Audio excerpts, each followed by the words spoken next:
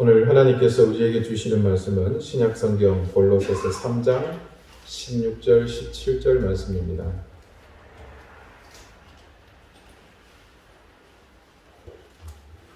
신약 327쪽입니다.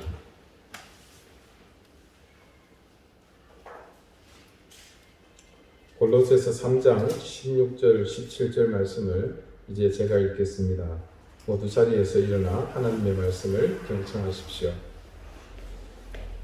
그리스도의 말씀이 너희 속에 풍성히 거하여 모든 지혜로 피차 가르치며 권면하고 시와 찬송과 신령한 노래를 부르며 감사하는 마음으로 하나님을 찬양하고 또 무엇을 하든지 말에나 일에나 다 주 예수의 이름으로 하고 그를 힘입어 하나님 아버지께 감사하라. 아멘. 자리에 앉으시기 바랍니다. 하나님께서 이 말씀으로 우리에게 은혜 주시기를 원합니다. 풍성히 거하여 라는 제목으로 오늘 하나님의 말씀을 여러분에게 전하겠습니다. 지난주처럼 우리 하나님에 대한 이해가 지극히 자기중심적인 사람, 그러니까 자신이 믿고 싶은 대로만 믿는 사람이 있는가 하면 또 한편으로는 논리도 분명하지 않고 신학적으로도 결함이 있는 그런 신앙을 가진 그리스도인들도 의외로 많습니다. 전자의 경우는 신앙의 경륜과 상관없이 고르게 분포되어 나타나는 데 반해 후자의 경우는 신앙의 경륜이 어느 정도 자리한 사람에게서 특히 많습니다. 그래서 대체로 교회에 출석은 열심히 그것도 오랫동안 했지만 실제로 하나님의 말씀인 성경을 어떻게 접근해야 하는지 바른 지식이 부족한 경우입니다. 몇 가지 예를 한번 들어보겠습니다. 지금 우리가 살고 있는 이 시대를 신학적으로는 은혜의 시대 혹은 복음의 시대라고 말합니다. 그렇게 말할 때는 율법에 따라서 삶이 규정되었던 예수님이 오시기 이전 구약 성경에 망라된 그 시대와 상대적인 개념으로서의 의미입니다. 상당수 그리스도인은 우리가 사는 시대가 그런 시대이니까 우리에게 이스라엘의 과거 역사책인 구약 성경은 이제 더는 삶의 결정과 선택과 관련해 믿을 만한 지침서가 될 수 없다 이렇게 생각합니다. 왜냐하면 우리는 이미 율법에서 자유함을 얻었기 때문이라고 여기죠. 이게 성경 말씀 어딘가 아마 있을걸요. 그런데 그런 생각은 좀 심각한 오류가 있습니다. 신약 시대에 있어서 교리적 지침에 있어서는 자타공인 최고의 권위자인 바울이 이런 말을 했습니다. 내가 하나님께는 율법 없는 자가 아니요 도리어 그리스도의 율법 아래에 있는 자이나. 자, 바울의 이 고백이 담고 있는 뜻은 이렇습니다. 자신은 하나님께 율법 없이 사는 사람이 아니며 거기에 더하여 지금은 예수 그리스도의 새로운 율법 아래에 있다고 말합니다. 자, 바울이 여기서 말하는 예수 그리스도의 율법이 의미하는 바가 무엇일 것 같습니까? 그리스도의 율법은 모세의 율법을 포함해서 성경에 기록된 모든 영원한 도덕법, 믿음과 행위와 관련된 모든 법을 총망라하고 있는 겁니다. 그래서 예수 그리스도의 율법은 율법의 최종 완성판이다 이렇게 말할 수 있습니다. 우리에게 있어서 하나님의 율법은 그분과의 언약 관계를 지탱하는 본질적인 요소입니다. 제임스 패크라는 신학자가 이 언약, 특별히 하나님과 인간 사이에 맺게 된 이 언약에 대해서 이렇게 정의합니다. 언약은 하나님과 우리 사이에서 이루어지는 포괄적인 상호간의 헌신적 관계를 의미한다. 이것은 동등한 자들끼리의 협약에 의한 동반 관계가 아니라 하나님이 먼저 나서서 체결하신 관계를 가리킨다.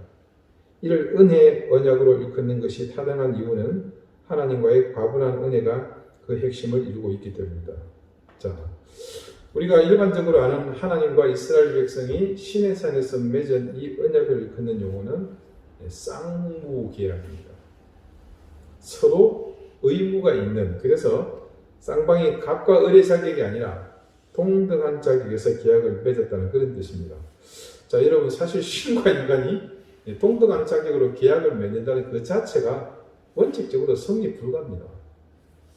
더군다나 그 신이 천지를 창조하신 여호와 하나님이라면 성립 불가 정도라는 말로는 설명은 더더욱 불가합니다.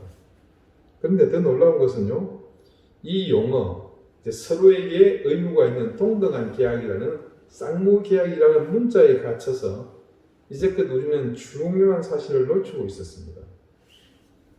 여러분, 하나님과 인간이 서로 같은 위치에서 계약하는 그 자체가 하나님의 일방적인 희생이 선행되었기 때문에 가능하다는 겁니다.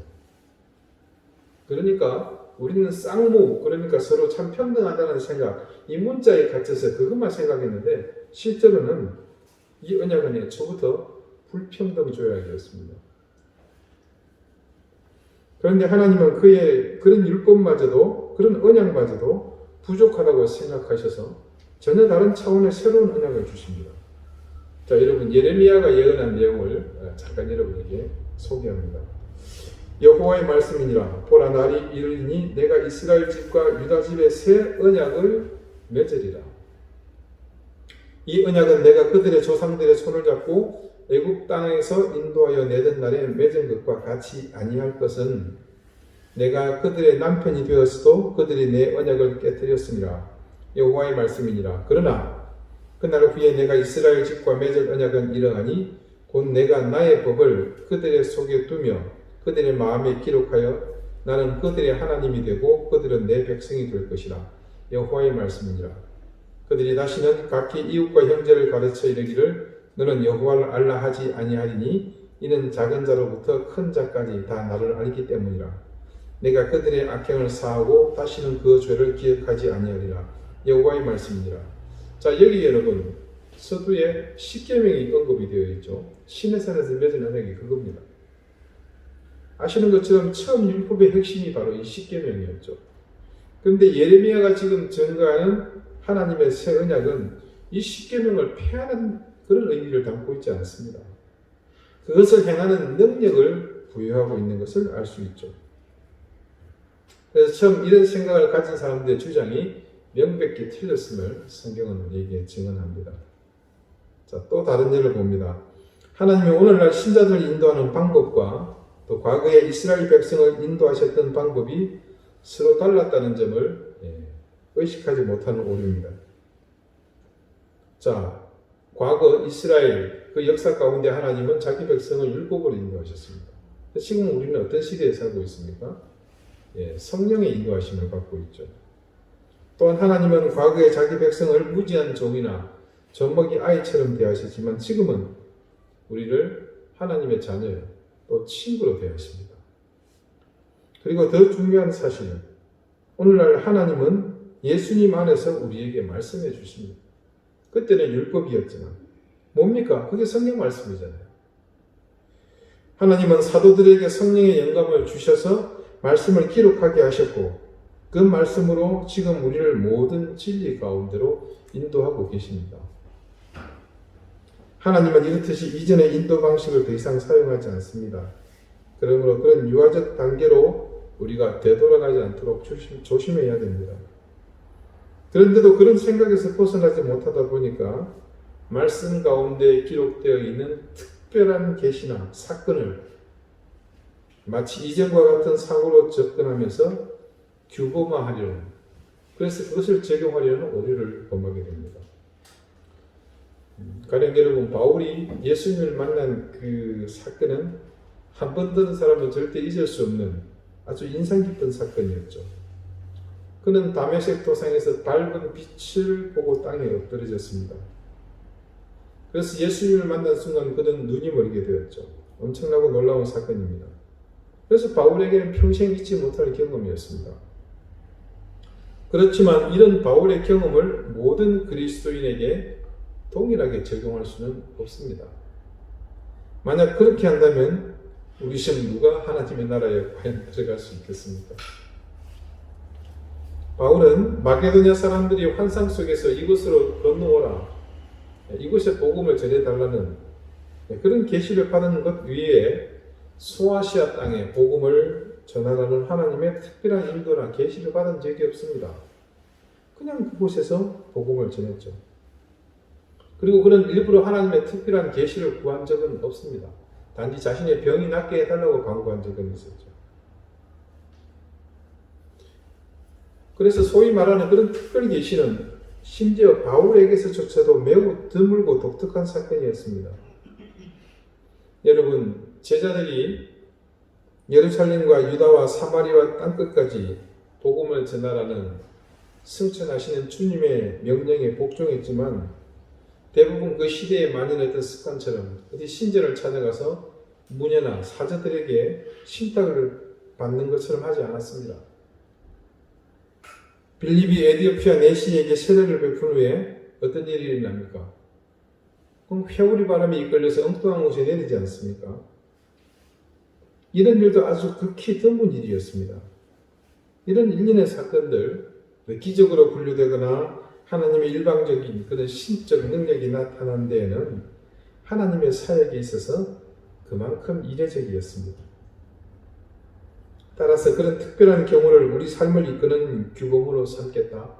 그거는 엄청난 오류입니다. 복음서와 사도행전에 기록된 증언에 따르면 그런 특별한 계시를 통한 인도는 사도들의 사이에 있어서 일상적 경험이 아닙니다. 바울이나 빌립이나 또는 지붕 위에서 기도하던 베드로는 구하지 않았는데도 그런 특별한 계시를 받았습니다. 그렇게 하나님이 개입하시는 이유는 그들의 계획을 조금 변경하게 하기 위해서가 아니라 그들의 삶을 획기적으로 바꾸기 위한 의도였습니다. 그래서 특별한 계시는 하나님이 자기 백성이 정상적인 방법으로 어떤 일을 결정하기를 원하지 않으실 때 주어졌던 것입니다. 그래서 신약의 말씀 가운데 기록된 하나님의 특별한 계시와 인도는 단 한 가지도 예외 없이 모두 그분의 사역 및 활동과 관련 있는 일이었습니다. 특별한 계시를 구하라. 여러분, 성경 말씀 어디에도 그렇게 가르치는 곳은 없습니다. 그러므로 일상 속에서 마주치는 기회를 무시하고 하나님의 특별한 계시만을 받겠다. 그것은 오히려 불순종의 죄를 저지를 가능성이 매우 큽니다. 그릇된 논리와 잘못된 신학뿐 아니라 또 성경 말씀을 잘못 해석함으로 하나님의 뜻을 온전히 발견하지 못하는 예도 있습니다. 자, 좀 더 신앙적이라는 사람들, 그분들이 하나님의 뜻을 알아맞히기 위해서 인용하는 말씀 중에 대표적인 것이 있습니다. 너는 마음을 다하여 여호와를 신뢰하고 너의 명철을 의지하지 말라. 너는 범사의 그를 인정하라. 그리하면 네 길을 지도하시리라. 자문의 말씀입니다. 사람들은 여기서 지도하시리라는 말을 일상 속에서 어떤 일을 결정할 때마다 하나님의 특별한 지침이 하달된다는 그런 의미로 이해합니다. 자, 그런데요, 이 말씀을 영어 번역 성경을 읽어보면 이렇게 번역해 놨습니다. He will make your face straight. 자, 여기서 똑바로라는 의미의 straight를 사용합니다. 자, 인도하신다는 것과 지도하신다는 것과 조금 의미가 틀리죠. 자, 구약을 기록한 히브리어는 더욱 명확합니다. 여기 지도하시리라에 해당하는 히브리어는 야사르입니다. 그 사전적 의미는 to be smooth, straight or light 이렇게 되어 있습니다. 여러분, 우리가 일상적으로 쓰는 참 스무스하다는 말의 뜻이 뭡니까? 물 흐르듯이 자연스럽게, 이치에 맞게 그런 의미지 않습니까? 자, 거기에다가 straight 나오고요. 또 all right, 정확한, 바른, 정도로 나간다는 그런 의미입니다. 그리고 이 지도하시리라는 기대는 앞서 뭐가 있습니까? 여호와를 신뢰한다는 전제가 있지 않습니까? 이때 여호와를 신뢰한다는 것은 하나님의 말씀과 교훈을 힘써 지킨다는 것을 뜻합니다. 간단히 말해서 이 구절은 하나님을 신뢰하고 솔로몬의 잠언에 기록된 진리를 따라 살면 가르치는 한계를 벗어나지 않고 순조롭게 살아갈 수 있다는 그런 의미입니다. 결과적으로 이 구절은 하나님이 지도하시리라, 특별한 계시를 주시리라 그런 뜻이 아니라 잠언 말씀의 가르침에 따라 살아가면 하나님이 순조롭게 스무스하게, 스트레이트, 바르게, 정직하게 살아갈 수 있도록 인도하실 것이라는 의미를 담고 있는 겁니다. 더 심각한 예도 있습니다. 하나님이 주시는 지혜를 개인적 의미로 오해하는 경우죠. 잠언에서 말하는 이 하나님의 지혜라는 것은 특별한 인도가 아니고 문맥적으로 보아도 분명 그것은 하나님의 말씀, 뭡니까? 그걸 기록한 잠언, 이 잠언 안에서 말하는 하나님의 가르침입니다. 솔로몬이 잠언을 기록한 목적에도 명기되어 있죠. 하나님이 솔로몬 자신에게 허락하신 지혜를 그분의 백성에게 또 자녀에게 전하기 위해서 있습니다. 이 목적에 있어서 어떤 개인적인 유익이나 여러분 요행을 돕는 수단으로 지혜가 주어지지 않았음을 알 수 있습니다. 이 부분을 늘 명심하십시오. 개인적으로. 그런데도 많은 그리스도인들이 이런 지혜를 마치 야고보 사도가 말했던 같은 그런 지혜와 결부시켜서 이해하려고 합니다. 자, 기억을 더듬어 봅시다. 야고보서 1장 5절이었습니다. 너희 중에 누구든지 지혜가 부족하거든 모든 사람에게 후히 주시고 꾸짖지 아니하시는 하나님께 구하라. 그리하면 주시리라. 성경에서 말씀하고 있는 지혜의 근본 정신을 바르게 이해하지 못하면 이것을 단지 개인에게 주시는 특별한 인도다 이렇게밖에는 받아들일 수가 없습니다. 즉 구체적으로 말해 그들은 어떤 일을 결정할 때 특별한 지혜, 즉 특별한 인도가 필요하거든 하나님께 나아가서 의견을 구하고 그분이 우리가 기다리는 답변을 주실 때까지 기다리라 이런 식입니다. 하나님, 저기 모퉁이에 땅이 났는데 저걸 사야 됩니까? 말아야 됩니까? 이번에 좋은 사업 아이템이 있다는데 그게 투자를 해야 됩니까? 말아야 됩니까? 예, 하나님께 구하고 그 대답을 기다리라는 겁니다. 적어도 우리 교회 교우들은 그렇게 신앙생활 하시진 않죠. 제가 귀에 못이 박히도록 말씀을 드렸기 때문에. 사도 야고보도 마찬가지입니다. 이런 식의 인도를 염두에 두고 한 말이 아니거든요. 야고보가 말하는 지혜는 이기적이고 야심에 가득 찬 그런 세상적 욕망과 다르지 않은 그런 지혜와는 반대되는 경건한 삶의 방식을 말하고자 한 것입니다. 여러분, 속된 지혜는 결코 하나님으로부터 오지 않습니다.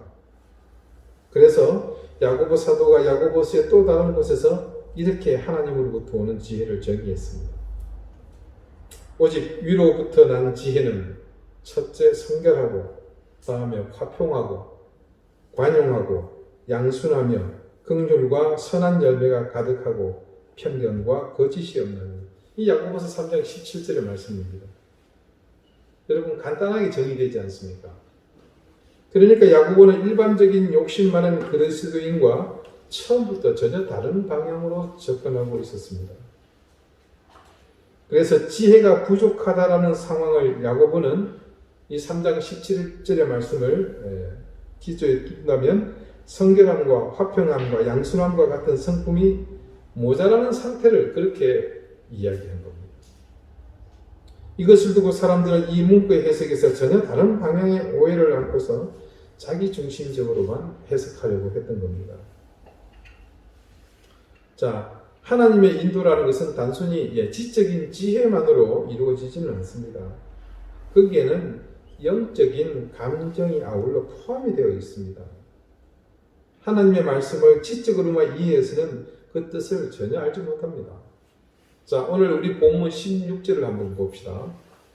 그리스도의 말씀이 너희 속에 풍성히 거하여 모든 지혜로 피차 가르치며 권면하고 시와 찬송과 신령한 노래를 부르며 감사하는 마음으로 하나님을 찬양하고. 여러분, 이 말씀은 바울이 지혜를 이해하는 방법입니다. 오늘 모든 지혜, 즉 하나님이 주시는 말씀의 지혜는 단지 지식을 습득하는 것만이 아니라는 사실을 바울이 여기서 분명히 우리에게 증언합니다. 말씀의 지혜가 단지 지식을 습득하는 것이라면 굳이 우리 가운데 풍성히 거한다는 표현을 할 필요가 없습니다. 무조건 많이 듣고 익히고 외우라고 했을 것입니다.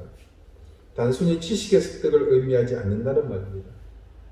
그리고 거기에 더하여 피차에 가르치고 권면하고 그리고 시와 찬송과 신뢰하는 노래를 부른다는 것은 우리 감성의 영역을 최대한 활용해서 이 말씀의 지혜를 대할 것을 권하는 그런 의미입니다.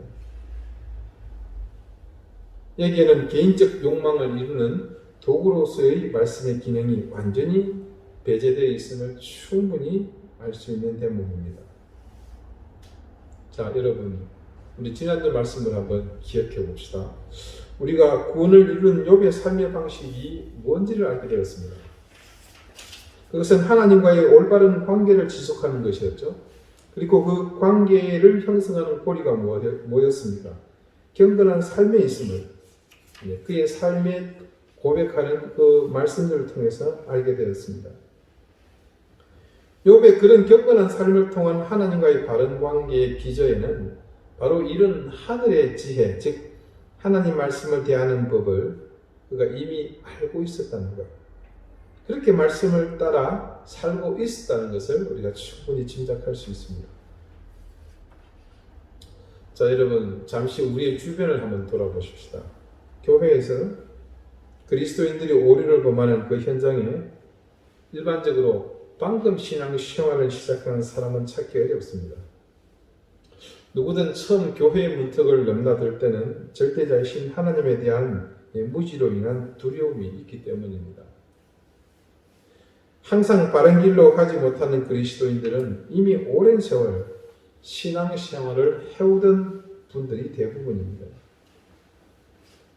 우리는 그분들이 왜 오류를 범하고 성경이 교훈하는 바른 신앙의 길을 벗어나 살고 있는지 이제 조금씩 알게 되었습니다. 이미 지난주에서 몇 가지의 오류를 살펴보았지만 오늘 우리가 하나님이 우리를 인도하는 방법을 이해하는 단계에서도 많은 우리의 신앙이 얼마나 다른 방향으로 하나님의 뜻과 무관하게 갈 수 있는지 그 가능성을 엿보게 되었습니다.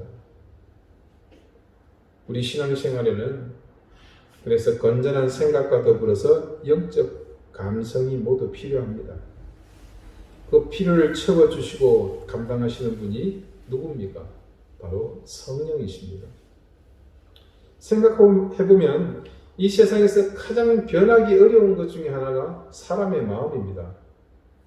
근데 반대로 또 가장 변하기 쉬운 것 또한 사람의 마음이죠.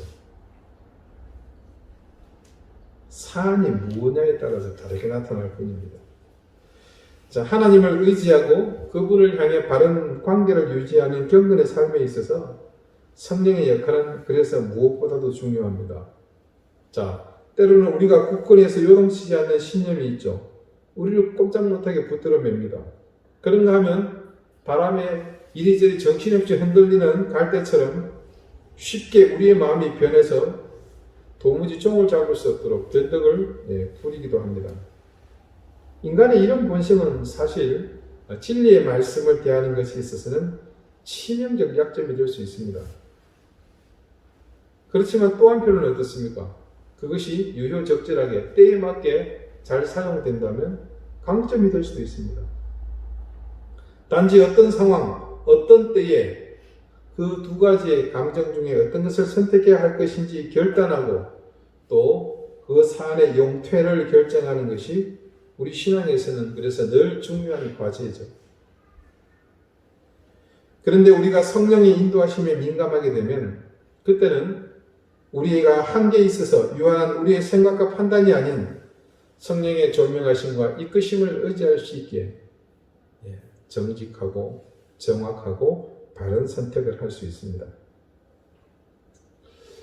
어쩌면 이런 간단한 관계를 너무 소홀히 여겼기에 그릇된 논리와 또 잘못된 신학 그리고 말씀을 왜곡해서 해석하는 결과로 우리 한국 기독교의 역사 가운데 하나님의 숨은 뜻을 점치려는 나쁜 인습이 형성되지 않았나 싶습니다. 그리고 그 잘못된 인습은 오늘 우리의 교회 가운데 깊이 뿌리를 내려 오히려 외적인 사탄의 공격보다 우리를 더욱 침체의 나락으로 떨어지게 하는 내적 요인이 되었습니다. 우리가 무엇을 믿을 것인가? 고민하지 않고 자기 생각과 판단에 의하여 자기 속인대로 선택하고 고집 부리는 것을 신앙으로 여기는 분위기로 형성된 오늘 우리 교회들의 실패는 바로 이런 깊은 뿌리에서부터 시작되었던 것입니다. 저와 함께 세신자반, 성숙자반, 또 사명자반을 함께 공부하실 분들이 공통적으로 깨닫게 되는 중요한 사실이 한 가지 있습니다. 우리가 신앙생활하는 의미가 내가 생각하고 있던 것과 너무나 차이가 크다는 사실을 발견하게 되는 겁니다. 그런데 어쩌면 대다수 그리스도인들이 이런 사실을 깨닫지 못한 채 그런 경험도 해보지 못하고 일생을 마치는 경우가 허다할 것입니다. 성경 말씀을 읽으면서 우리는 그저 은혜가 되고 그 안에 모든 해결책이 있다는 식의 만병통치 처방으로만 성경을 읽는 것을 생각했지, 실제로 그 말씀 속에 지금 내가 살고 있는 내 삶을 방해하는 요소가 충분하다는 사실을 알기는 할까요? 우리 신앙의 진실된 거루트기는 바로 이런 불편함과 부조화를 모두 거치면서 형성이 되는 것입니다. 그런데 우리는 이런 불편함과 부조화를 어떻게 생각했습니까? 모두 다 우리 신앙생활을 방해하는 요인으로 그렇게 취급하고 사전에 다 제거해버리지 않았습니까? 그러다 보니 우리 가운데 풍성히 거해야 할 말씀의 은혜가 한쪽으로 치우치거나 왜곡된 사실에 기초하게 했던 겁니다. 그렇게 하루하루 누적된 삶은 결코 신앙의 삶이 될 수 없었으며, 그런 삶을 통해서 우리는 진정한 의미의 하나님이 인정하시는 경건한 삶을 유지할 수 없었습니다. 사실 여러분, 신앙의 연륜이라는 것은 하나님 앞에서 크게 중요하다고 생각지 않습니다. 말씀도 분명 먼저 된 자가 나중되고 나중된 자가 먼저 됨을 공지했습니다. 그래서 저는 우리가 지금부터라도 하나님과의 바른 관계를 위해 말씀 안에 풍성히 거하며 그분의 인도하심을 따르는 경건한 삶으로 진짜 신앙생활을 시작했으면 좋겠습니다.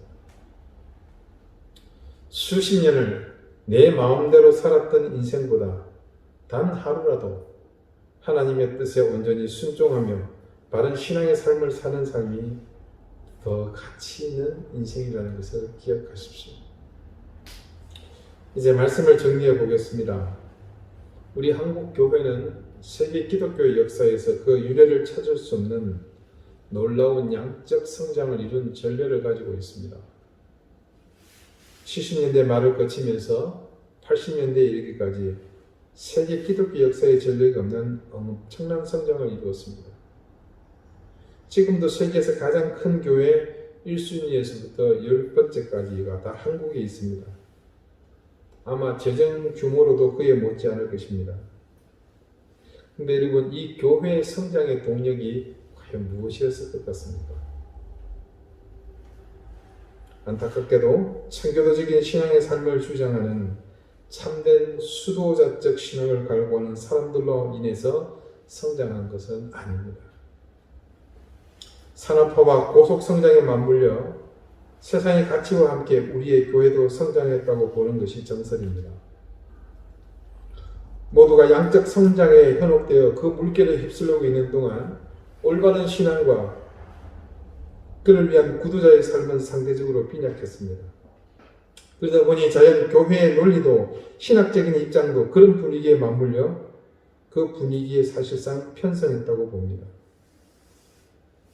자기중심적 신앙이나 신학적 논리적 오류, 그리고 성경 말씀을 해석하는 잘못된 방법들은 모두 그 시절에 잉태된 잘못된 씨앗으로 인해 자라난 열매들입니다. 이 열매는 결코 우리가 수확해서는 안 될 열매고, 마치 아담이 에덴에서 유혹하던 그 금단의 열매와 다를 바 없는 우리를 파멸로 몰고 갈 수 있는 위험한 열매입니다. 우리는 지금 무엇을 위해 믿음을 가지고 있는 것일까요? 무엇을 믿고 있는 것일까요? 여러분, 성공에 목말라 하지 마십시오. 어떤 것이든 하나님을 배제한 목표는 모두가 허망한 것이며 그런 목표가 우리에게 있는 한 우리 신앙은 절대로 하나님을 향한 경건함으로 이어질 수 없습니다. 지금은 우리가 살아오는 동안 겪었던 그 어느 때의 상황보다도 고통스럽고 힘든 시간입니다. 그래서 지금은 우리의 신앙 인생에서 어쩌면 우리의 가치를 가장 명확하게 증명할 때이기도 합니다. 지금은 모두가 실패입니다. 함께 좌절입니다. 공동으로 얘들 말로 폭망입니다. 그렇다면 우리는 어느 때보다도 진실함을 갖춘 채 하나님을 향해 나아갈 더할 나위 없이 좋은 기회입니다. 지금 새롭게 시작해도 절대 늦지 않습니다. 이제 그 싸움 모든 것들, 그 허황한 것들 다 버려도 상관없습니다. 단 한순간을 우리가 믿어도 정말 신실한 하나님의 자녀다움을 마음에 굳건히 새겨서 견고한 틀을 다져나가야 할 때입니다. 하나님 말씀 안에 풍성이 거함으로 이제껏 우리가 원하던 것을 채웠던 우리의 심령에 이제는 바르고 정직한 믿음을 채웁시다. 세상이 두려워하는 믿음, 하나님만을 바라보는 믿음, 그래서 하나님을 향한 경건을 이루어가는 그런 신앙의 기초를 힘들겠지만 정성을 다해 세워나가십시다. 기도드리시겠습니다. 하나님, 아담은 하나님의 금령을 어기고 열매를 따먹었습니다. 그 후손인 우리는 그렇게 따먹고 우린 그 열매의 씨로 말미암아 이 땅에 뿌려져 결실한 그 욕망을 채워준다는 유혹의 열매를 따먹으며 생명나무를 소유했다는 어리석은 생각으로 살았습니다. 지금 우리는 이제껏 살아온 인생에서 어느 때와도 비교할 수 없는 이 위기와 고난의 날들을 보내며 우리의 믿음은 지금 세상과 하나님 앞에 시험대 위에 놓여 있습니다. 여과 없이 그대로 드러난 우리의 현실을 부정하지 않게 하시고 있는 그대로를 인정하며 이 실패와 좌절을 거울 삼아 새로운 신앙의 여정을 시작하게 해 주십시오. 단 하루를 살더라도 하나님의 뜻 안에서 경건한 삶을 사는 것이 수십 년의 세월을 만족하며 살던 무익한 날과 다른 하나님과의 온전한 관계 속에서 사는 인생이 되게 해 주십시오. 예수 그리스도 이름으로 기도드리옵나이다. 아멘.